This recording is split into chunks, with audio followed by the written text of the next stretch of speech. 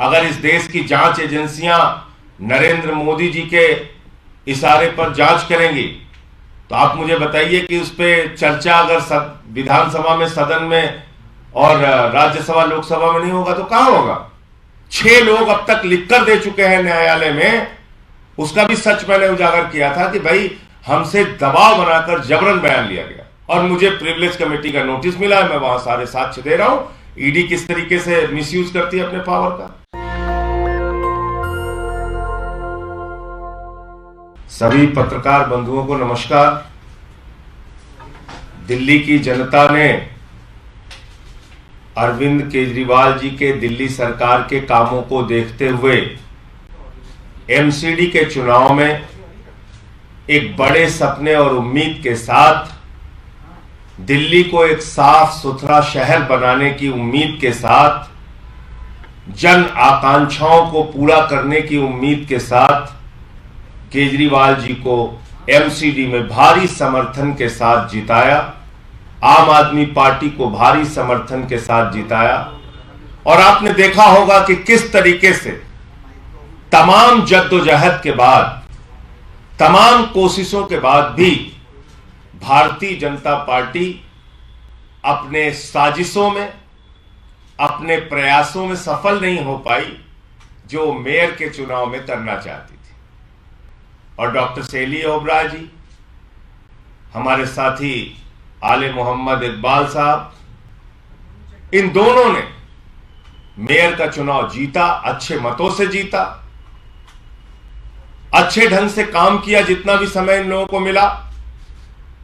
26 तारीख को फिर से मेयर और डिप्टी मेयर का चुनाव होना है। पार्टी के शीर्ष नेता, दिल्ली के मुख्यमंत्री, पार्टी के राष्ट्रीय संयोजक आदरणीय अरविंद केजरीवाल जी ने तय किया है कि मेयर पद के लिए 26 अप्रैल को होने वाले चुनाव में डॉक्टर सेली ओबराय जी फिर से हमारी प्रत्याशी होंगी और डिप्टी मेयर पद के लिए आले मोहम्मद इकबाल साहब ये हमारे प्रत्याशी होंगे। तो डिप्टी मेयर और मेयर जो अभी तक थे वो आगे भी होंगे और जैसे पहले जीत दर्ज की ऐसे इस बार भी भारी मतों से ये लोग चुनाव में जीतेंगे। 26 अप्रैल को चुनाव प्रस्तावित है। तो ये शुभ समाचार दिल्ली के लोगों को, मीडिया को देना था कि केजरीवाल जी ने और आम आदमी पार्टी ने तय किया है कि अगला जो टर्म होगा मेयर और डिप्टी मेयर का डॉक्टर सेली ओबराय और डिप्टी मेयर के लिए आले मोहम्मद इकबाल, ये हमारे प्रत्याशी। आज ही इन लोगों का नॉमिनेशन है, तो नॉमिनेशन आज ही ये लोग फाइल करेंगे। और जैसा मैंने आपको कहा कि बहुत अच्छे ढंग से इन लोगों ने सीमित समय में अपना काम करके दिखाया है, अपनी योग्यता का परिचय दिया है और दिल्ली वालों की बहुत थोड़े समय में ही जो सेवा कर सकते थे इन्होंने किया है। इसी के आधार पर केजरीवाल जी ने और पार्टी ने तय किया है कि ये लोग फिर से हमारे मेयर, डिप्टी मेयर के प्रत्याशी होंगे। बीजेपी एक ऐसी पार्टी है, वो इस देश के लोकतंत्र को हर स्तर पे खत्म करना चाहती है। यानी अगर गांव की प्रधानी भी ये लोग हार जाए तो उसमें कोई भी कोशिश करते हैं कि कैसे हम इस सीट पे अपना कब्जा करें।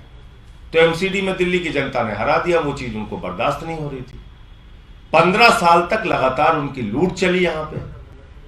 अब वो लूट पे रोक लग गई जब केजरीवाल जी और आम आदमी पार्टी की इतनी भारी जीत हुई। तो इसलिए बौखला कर वो एमसीडी के मेयर का पद छोड़ना ही नहीं चाह रहे थे। 3 बार झगड़े किए, लड़ाई की, हंगामे किए, हिंसक प्रदर्शन किया हाउस के अंदर। आप लोगों ने देखा होगा, वो सारा कुछ कैमरे पे कैद है। तो लेकिन हमारे जितने भी पार्षद थे मजबूती से खड़े रहे और उन्होंने वोट दिया डॉक्टर सेली ओबराय को भी और आले मोहम्मद। एलजी को तो पहली बात कोई अधिकार ही नहीं आपत्ति दर्ज कराने का। विधानसभा में चुन के एलजी ने भेजा है, दिल्ली की जनता ने भेजा है।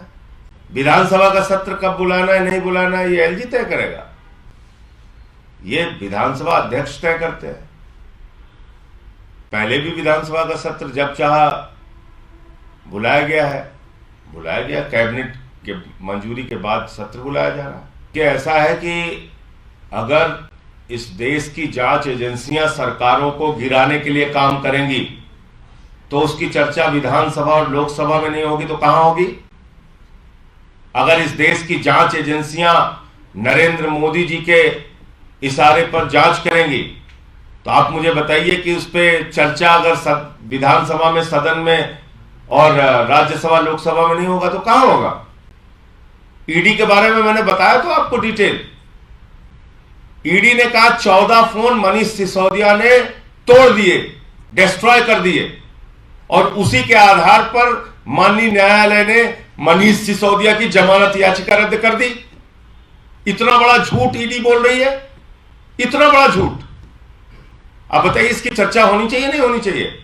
एक राज्य के शिक्षा मंत्री को, एक उप मुख्यमंत्री को उठा के आपने जेल में डाल दिया झूठे बयान के आधार पर।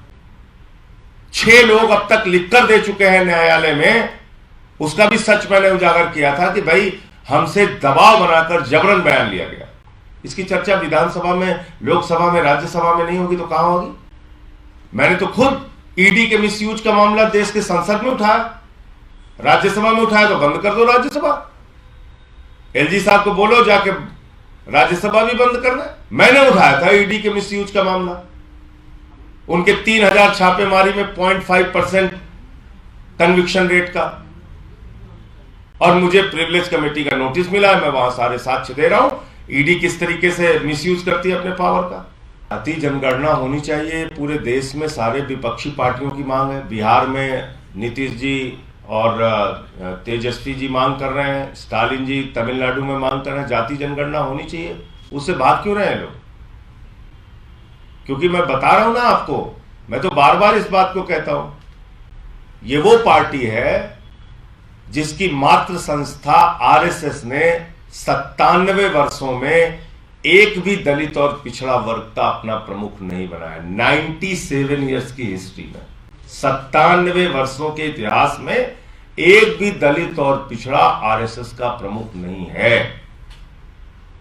तो जिसकी मातृ संस्था ही दलितों और पिछड़ों को सम्मान नहीं देती है, उनकी एंट्री बैन है, वो जाति जनगणना कैसे कराएंगे? तो इनकी मानसिकता की वजह से ऐसा है। नेशनल दस्तक की आपसे गुजारिश है कि अगर इसको बचाना चाहते हैं तो नेशनल दस्तक को सब्सक्राइब करने के लिए रेड कलर के सब्सक्राइब बटन को दबाएं, फिर बेल आइकन की घंटी दबाएं। नेशनल दस्तक को बचाने के लिए बहुत जरूरी है कि हर खबर को शेयर करें, लाइक करें, कमेंट जरूर करें।